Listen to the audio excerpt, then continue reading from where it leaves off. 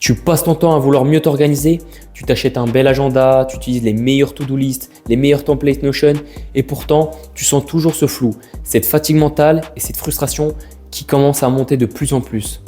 L'impression de ne pas avancer sur les vraies choses. Et si je te disais, ton problème, ce n'est pas ton organisation, c'est ce que tu évites. Je sais, c'est pas vendeur, mais je suis pas là pour te vendre la meilleure to-do list, je suis là pour te dire la vérité. Parce que souvent, on s'agite pour fuir. On se structure pour ne pas ressentir. Et on remplit son planning pour ne pas faire face à une vraie décision. Tu passes ta journée à cocher des trucs et pourtant, à la fin de la journée, tu n'as l'impression de n'avoir rien fait d'essentiel, de ne pas avoir avancé sur ton projet en cours. Tu repousses inévitablement. Je te donne un exemple. Je tourne cette vidéo et pourtant, je me suis pas dit « Oh, et si je rangeais ma chambre ? Oh, et si je regardais encore une vidéo tutoriel, etc. » Et pourtant, ça me vient à l'esprit. Mais il faut recalibrer son esprit, son concentration à la tâche donnée.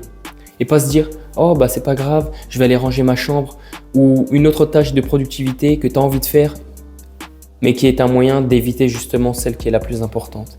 Et c'est toujours ce jeu d'esprit que tu auras à affronter chaque jour.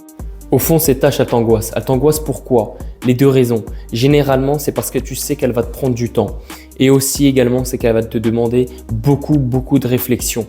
Tu vas peut-être pas comprendre l'étape 1 et du coup, tu vas mettre 20 minutes à réfléchir sur « Ok, ce que je dois faire, c'est ça, puis ensuite ça, puis ensuite ça. » Et donc, tu sais pas vraiment comment bien faire la tâche. Alors que par exemple, ranger ta chambre, je pense que tu sais exactement comment ranger ta chambre.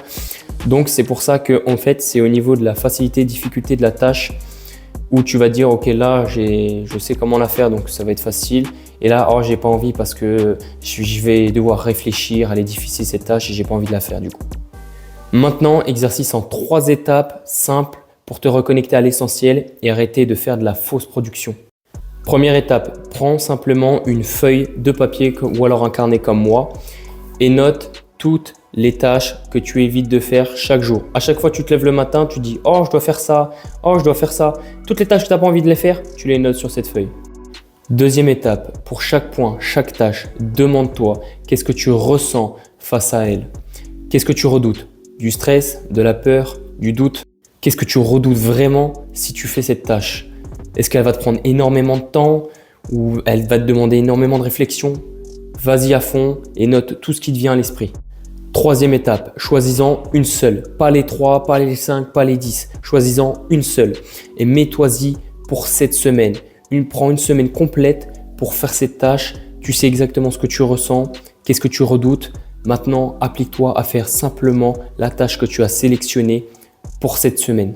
Et pour ne pas tricher et prendre du retard, applique comme si c'était un rendez-vous médical. 14h le mardi, tu sais exactement ce que tu dois faire. Le mercredi 14h, tu sais exactement ce que tu dois faire, etc. Planifie comme un rendez-vous pendant la journée que tu dois t'atteler à faire cette tâche. Après, bien sûr, tout dépend le temps qu'elle va te prendre. Ça se trouve, tu vas la finir en une journée, mais au moins, tu l'auras effectuée. Donc, vraiment, organise-la comme un rendez-vous. Comme d'habitude, dans la description, tu retrouveras les 3 étapes, les 2 questions plus comment sélectionner sa tâche, plus la planifier comme un rendez-vous. Je te donnerai aussi un petit bonus te permettant d'approfondir en fait cet exercice. Chaque semaine, je te donnerai des tips, des conseils, des exercices pour améliorer ta gestion du temps en global, améliorer aussi ta productivité, éviter de faire de la fausse productivité comme je t'en ai présenté dans cette vidéo et vraiment te recentrer sur l'essentiel. Voilà, j'espère que tu as apprécié cette vidéo et on se retrouve pour une prochaine. Bye bye.